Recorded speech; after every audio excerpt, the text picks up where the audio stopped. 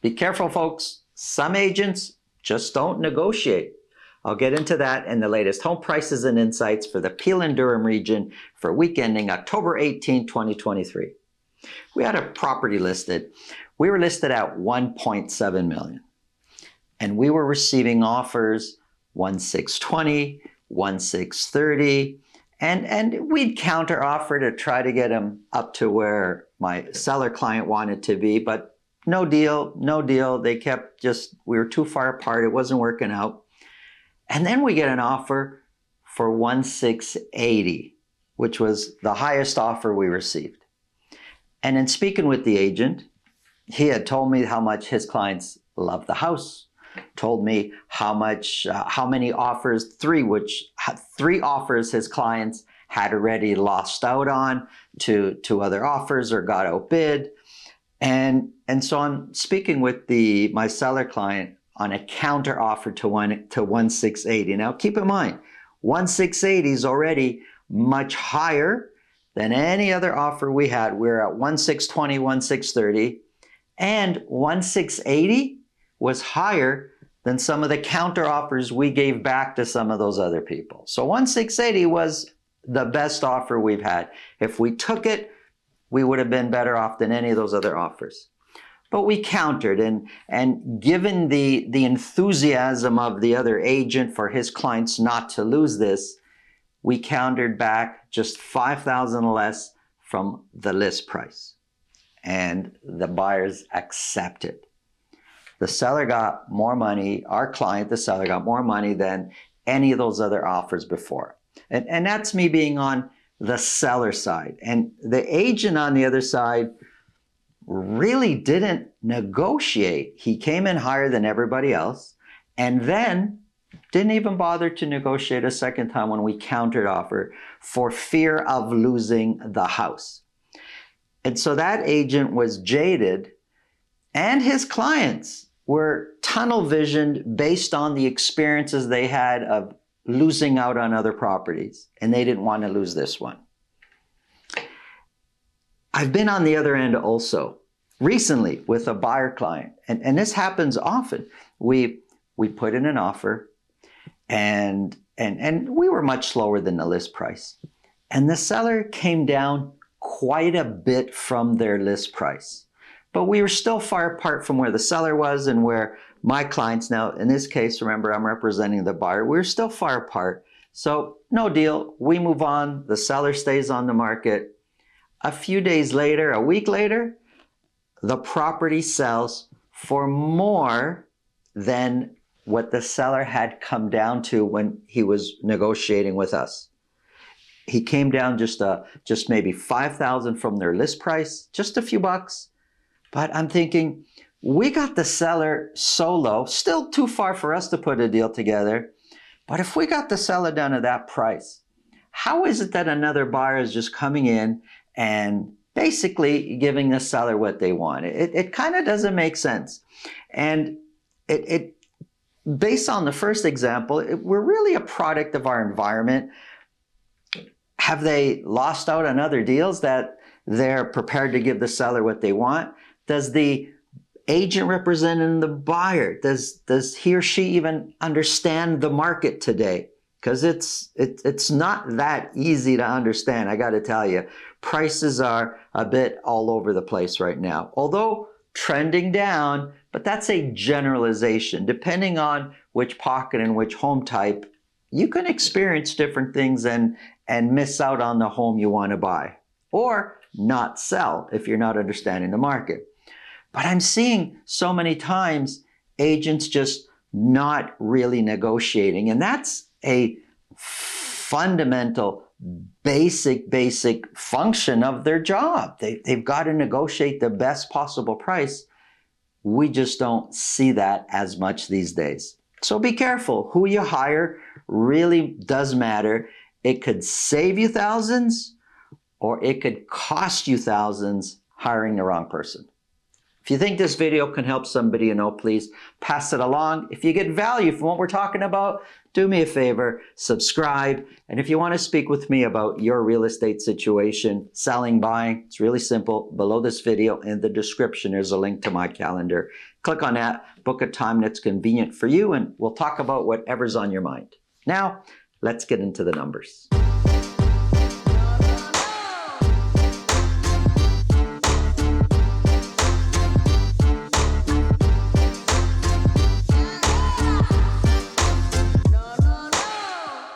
Folks, some buyers, they're just overpaying. Now, one reason is what I just talked about. Their agents are just not negotiating. They're just not, or they lack the skill to negotiate. The other reason could be the agent or the buyer doesn't understand the current market, which is what I'm going to talk about right now.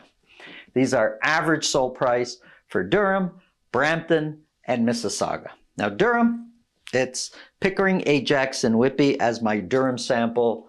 Brampton is Brampton and Mississauga is Mississauga. And these are for detached properties only. I have 3 months on the board. And if we look at just very, very recent, a quick summary, Mississauga doesn't look like prices have really changed much. Sure, they've gone up and down, but still, they haven't changed that much either way. But Brampton and Durham looks like over the last couple months, they've been trending down. Let's take a closer look. We're going to start off with Mississauga, detached properties, broken down by week for a whole year, for week ending October 18th. So sales for the last couple of weeks have been inching upwards. 41 detached properties were sold across Mississauga. But 41, if you kind of go back all the way to, where are we? The end of June. So we got July, August, September, we're halfway through October. 41, it's kind of in line. I mean, they've gone down, they've gone up. 41 is by no means so much more or so much less than what we've done every other week. So sales have been quite steady over a certain length of time, about 2 months. Now, the amount of properties for this week that sold at list price or more doubled over the last week. 8 properties sold at $2 million or more. Now, so versus the previous week, versus any of those weeks going all the way back to middle of June, 8 is a really good week. You would expect average sold price to shoot way up, and it didn't. It went up by 1,000 over the previous week. So 1,448,000 is the average sold price for Mississauga for week ending October 18 for detached properties. 1,448, really? It's not a big change over what we've had over the last 2.5, maybe 3 months.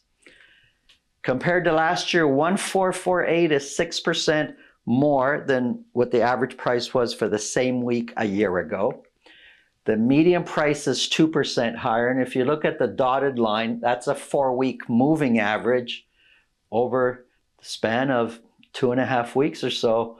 It's quite flat. So prices for Mississauga have really not changed that much over the last 2 weeks or so. Now, if we go back to the beginning of the year, huge changes. But if we just look at the most recent trend, not a lot of changes in Mississauga average sold prices. Of the 41 that sold, 29% sold at list price or more. Listings have been trending down, but active listings for the last month and a half or so, not a lot of change. So since Labor Day, since we came out of Labor Day, the fall season, not a lot of change in active listings, and months of inventory has come down. It's now sitting at 3.2 months of inventory. If we compare it to where we were 3 months ago, months of inventory is higher now than what it was 3 months ago. If we compare it to recent history since Labor Day, well, 3.2 is kind of in line to where we've been a few weeks now. So we've gone up to 4, we've gone down to 3.1, and that helps to explain why prices really haven't moved that much. Months of inventory, although it's up and down, it's kind of steady. Average prices kind of steady. So that's Mississauga. Let's look at Brampton. Again, for detached properties, for week ending October 18th, 49 detached properties were sold. It's a little higher than a bunch of the weeks we've had, but if we go all the way back to the beginning of July, 49 is, it's okay. It's by no means, wow, we're doing so much better, or wow, we're doing so much worse. Nothing like that. It's kind of average. Average sold price, however, has been coming way down. We do have a couple of weeks where it went up, but overall, average sold price has been coming down, sitting now at $1,109,000 compared to our lowest monthly average last year, which was October. We're well below our lowest month last year. So sitting at $1,109,000 is the average sold price. $1,109,000 is 8% lower than what the average price was a year ago at this time. The median price is 13% lower, and you can see that average price has been trending down. Median price over the same period, not so much. It's been kind of flat, although we will be seeing it trending down now because the last few weeks the 4-week moving average really doesn't take so much into account yet. These last few weeks, we will be seeing it trending down soon. 49 were sold, only 16% sold at list price or more. That's very low. Active listings, not a lot of change. Listings, they've been trending down, but from this week to the previous week, they went up a little bit. But overall, I would say trending down, but not by a lot. There's no like, wow, they're really dropping. Nothing like that.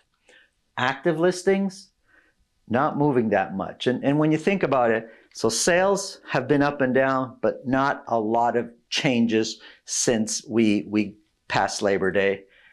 Listings, they went up, they've come down, but not a lot of changes. Well, kind of helps to understand why active listings really is kind of flat, not a lot of change. Months of inventory, it's been going up and down.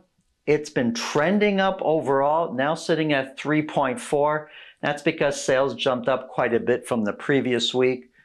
But, you know, we've been hovering around the 4, so we're a little bit lower than kind of where the average has been over the last, since Labor Day, the last couple months, but still sitting high at 3.4.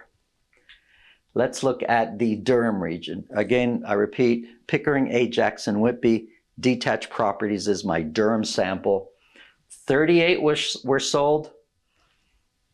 My example with sales is the same with Mississauga and Brampton.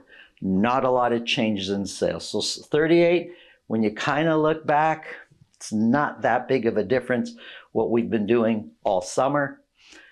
Average price though is way down. $1,069,000 is the average sold price, which is lower than our lowest month last year, which was November. So average sold price way down. And if you kind of look back the trend since the summertime, average prices were coming down. Then something happened and they shot up, but they're coming down again now.